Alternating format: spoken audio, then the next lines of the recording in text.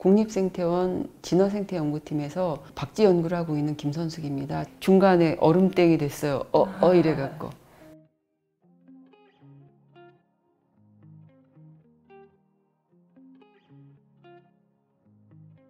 이번 해까지 5년 동안 진행을 하게 된 박쥐 연구는요, 식충성 박쥐의 생태적인 특성에 관한 연구예요. 우리나라에 있는 박쥐는 되게 다양한 서식지를 이용을 하게 돼요. 그래서 박쥐가 어느 지역을 어떻게 이용하는가에 따라서 박쥐가 그 생태계 내에서 하는 역할들이 달라지게 되거든요. 박쥐의 먹이 활동이 생태계를 순환하고 유지하는데 기여하고 있구나 라는 것들을 좀 연구하는 사업입니다. 제가 생각하는 박쥐의 매력은 뛰어난 적응력이라고 생각을 해요. 박쥐는 초음파를 획득하면서 어둠에 적응을 했고요. 그래서 초음파와 자유로운 비행 능력으로 어느 곳에서든 자유자재로 적응할 수 있어서 아마 굉장히 다양한 환경에서 서식할 수 있지 않았을까 생각을 합니다. 우리나라에 서식하는 박쥐는 열대성 박쥐와는 조금 구분이 돼요. 어떤 거냐면 온대 지역에 살고 있기 때문에 대부분의 박쥐가 곤충을 먹이 자원으로 이용을 합니다. 과일을 먹는 열대성 박쥐들은 눈이 크고 대신에 초음파를 쓰고 있는 우리나라에 살고 있는 그 식충성 박쥐들은 얼굴 면적에 비해서 눈이 작고 대신에 귀가 상당히 큰 형태를 나타내고 있고요. 박쥐의 코와 비엽에서 음파가 발산되고 어딘가에 부딪혀서 들어오는 거를 박쥐가 해독을 하게 되거든요. 그래서 박쥐는 초음파를 발산하고 그 정보를 받아서 해독하면서 머릿속으로는 이 앞에 있는 모든 공간을 그림으로 형상화한다고 해요. 박쥐처럼 이렇게 군집 활동을 하는 동물들인 경우에는 그 집단 내 구성원들이 생존을 위해서 정보 전달이 되게 중요해요. 그래서 박쥐의 초음파는 그 먹이 활동을 하거나 비행을 할 때도 중요하지만 구성원들 간의 의사소통에도 상당히 중요한 역할을 하게 됩니다. 그래서 그거는 에콜로케이션과 조금 구분되어서 소셜콜이라는 걸로 저희가 명명을 하게 돼요. 초음파 디텍팅을 통해서 박쥐의 종을 독점하기도 했고 그 다음에 서식지 이용에 관한 연구를 일부 수행하기도 했습니다. 과학기술의 발달에 힘입어서 초음파를 녹음하고 해석하는 기자재들이 많이 나와 있습니다. 그래서 인간이 들을 수 없는 소리의 영역을 인간이 들을 수 있는 영역으로 바꿔주는 모니터링 기계들이 많이 나와서 저희도 연구 현장에서 그런 기계들을 사용하여서 연구를 진행하고 있습니다. 그 박쥐에게 이로운 면과 해로운 면은 순전하게 저희의 해석인 것 같아요. 그래서 저희는 이제 생태적인 관점에서 그렇게 접근을 해요.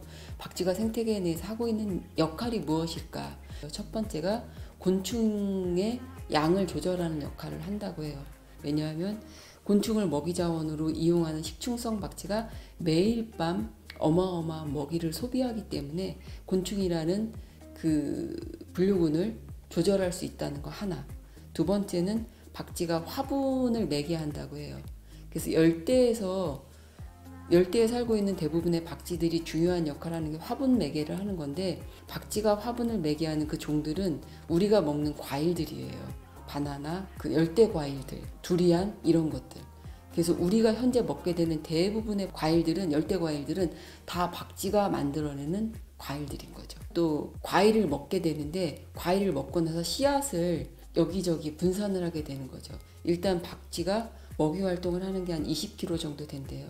그럼 매일 밤 먹이 활동을 통해서 날면서 그 배설을 하게 되거든요. 그런 것들이 이제 열대에 떨어지면서 열대우림을 성장시키는 역할을 한다고 해요. 그 박쥐의 분포는 온도하고 되게 밀접해요. 왜냐하면 박쥐는 온혈동물이기는 하지만 매일 밤 변온 체제로 돌아서요. 에너지 효율이 너무 높기 때문에 잠을 잘 때 우리처럼 정상 체온이 유지가 되면 굶어 죽는답니다. 그래서 잠을 잘 때는 체온이 굉장히 떨어지거든요. 그래서 그 잠을 잘 때 서식지의 온도 아니면 잠을 잘 때 박쥐가 가장 선호하는 온도가 결국은 그 박쥐가 분포할 수 있는 지역이에요. 그래서 기후가 급격하게 변화되면 박쥐의 그 서식 분포도 상당히 밀접하게 영향을 받을 수밖에 없는 건 맞습니다. 최근에 북미 중심으로 그 WNS라고 화이트 노이즈 신드롬이라고 박쥐가 그 감기가 걸린 질병이 발생했었어요. 그래서 미국의 북동부 지역에 박쥐 개체군의 97%가 한 3, 4년 사이에 다 절감을 한 상황이 있었거든요. 그거는 이제 되게 굉장한 이벤트였어요. 혼행성 곰팡이균으로 규명이 되었지만 왜 박쥐가 그 질병에 걸렸는지는 밝혀지지 않았고, 결론적으로는 그 질병에 걸린 대부분의 박쥐는 생태계에서 절감했죠. 97% 정도. 근데 문제는 그 다음에 일어나게 돼요. 여름철이 되면서 그 박쥐들이 다 절감했고 그 지역에는 곤충의 대발생이 창궐한 거예요. 그래서 그쪽에서는 한 3년간 그 곤충들을 방지하기 위해서 매일 밤 살충제를 뿌렸답니다.